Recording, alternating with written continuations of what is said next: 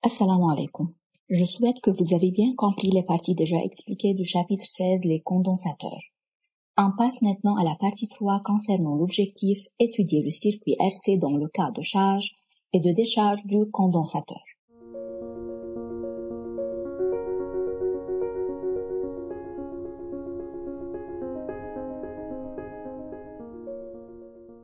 Commençons par l'étude des graphiques de la tension et de l'intensité du courant en fonction du temps dans le cas de charge. Pour cela, on utilise cette simulation.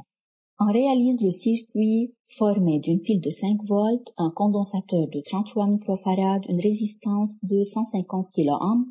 On branche en série un ampèremètre pour mesurer l'intensité du courant qui traverse ce circuit et on branche un voltmètre aux bornes du condensateur, bien sûr en parallèle, pour mesurer la tension aux bornes de ce condensateur. Les graphes ci-contre montrent la variation de courant en fonction du temps et la variation de la tension en fonction du temps. Lorsque la phase de charge commence, remarquons que les valeurs affichées par le voltmètre et l'ampèremètre varient plus rapidement au début de cette phase qu'à la fin de cette phase. On remarque que l'intensité du courant en fonction du temps diminue exponentiellement et la tension augmente exponentiellement en fonction du temps. Encore, on note que I à t égale à 0 étant 32 microampères et à la fin de la charge, I sera 0. La tension au début de la charge était 0 volts, à la fin de la charge sera 5 volts qui est égal à la tension aux bornes de la pile. La constante de temps taux du circuit RC en série est le temps nécessaire au condensateur pour se charger ou se décharger de 63% de sa tension maximale. Dans cette animation, on réalise une expérience pour trouver l'effet des valeurs de R et C sur la constante du temps taux, qui est le temps nécessaire pour que le condensateur se charge de 63% de sa valeur maximale. Pour cela, on doit essayer de varier les valeurs de C et R pour trouver la relation avec taux. On ferme alors l'interrupteur, on remarque que Q augmente en fonction du temps, augmente exponentiellement et I diminue exponentiellement en fonction du temps. La valeur obtenue de taux dans ce cas est 1,7 secondes. De même, I0 diminue de 63% ou perd 63% de sa valeur maximale. De même, la constante du temps dans ce cas est égale à 1,7 secondes. Maintenant, je veux laisser C constante et je veux augmenter la valeur de R jusqu'à 1,5 mégaohm.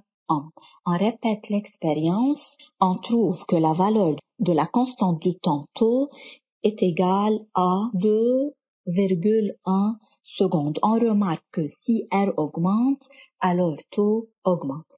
Maintenant, on doit laisser la valeur de la résistance comme elle est et on augmente la valeur de C jusqu'à 1,7 microfarad. On ferme l'interrupteur, on remarque que la valeur de Q max augmente, I0 diminue. Dans ce cas, la valeur de taux encore augmente, ça fait à peu près 2,6 secondes. Maintenant, on doit augmenter les deux valeurs de C et R. On ferme l'interrupteur.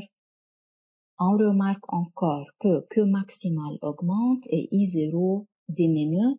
De même, la valeur du taux a augmenté, c'est à peu près 4 secondes. Donc, on peut conclure que taux augmente avec l'augmentation de R et avec l'augmentation de C. Ça veut dire que taux est directement proportionnel à R et à C. Les valeurs obtenues par l'expérience précédente sont regroupées dans le tableau suivant. Comme on a déjà dit que si on augmente la valeur de R ou de C, on remarque que la valeur de la constante du temps taux augmente. Comme conclusion alors, le temps nécessaire pour que le condensateur soit pratiquement complètement chargé augmente avec l'augmentation de R et de C. Pour un circuit RC en série, la constante de temps est donnée par taux est égal R fois C.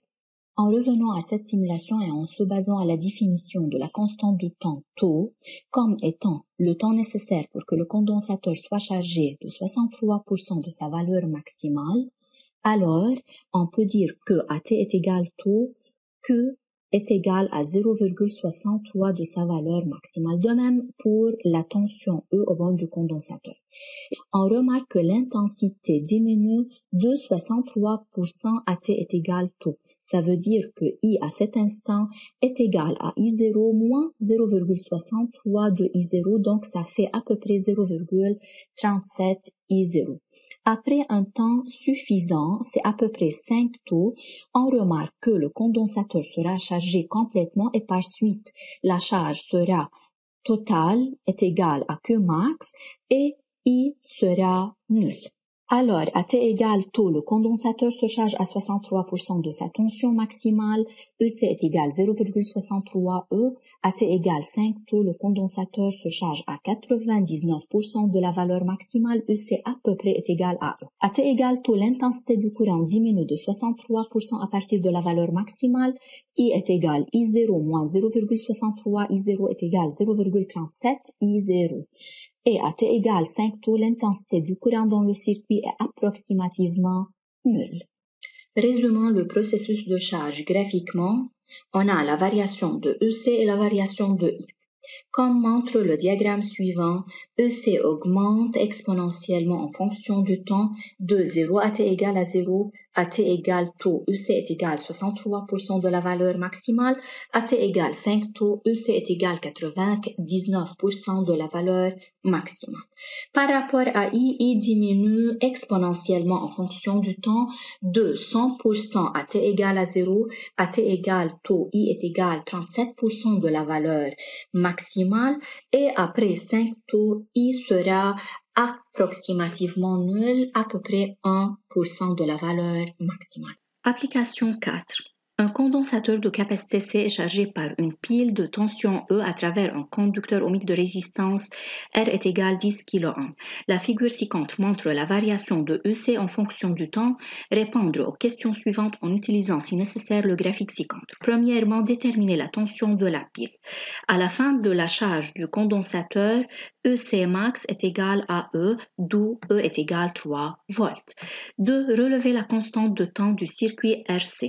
À t égale taux, EC est égal 0,63 fois E, ça fait 1,89, alors taux est égal 2 secondes d'après le graphe. Déduire C partie 3, taux est égal R fois C, alors C est égal 2 fois 10 à la puissance moins 4 farad. Partie 4, déterminer au temps T égale 3 secondes la tension du condensateur, ça fait 2,4 volts, puis l'intensité du courant est obtenue à partir de la loi d'additivité de tension, E est égal ER plus EC avec ER est égal R fois I, donc on obtient finalement I est égal 6 fois 10 à la puissance moins 5 ampères.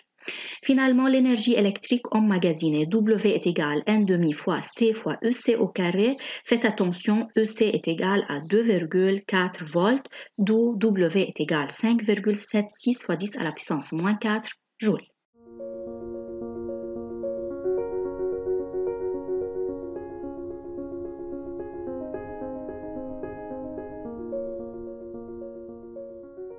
C'est la fin de la partie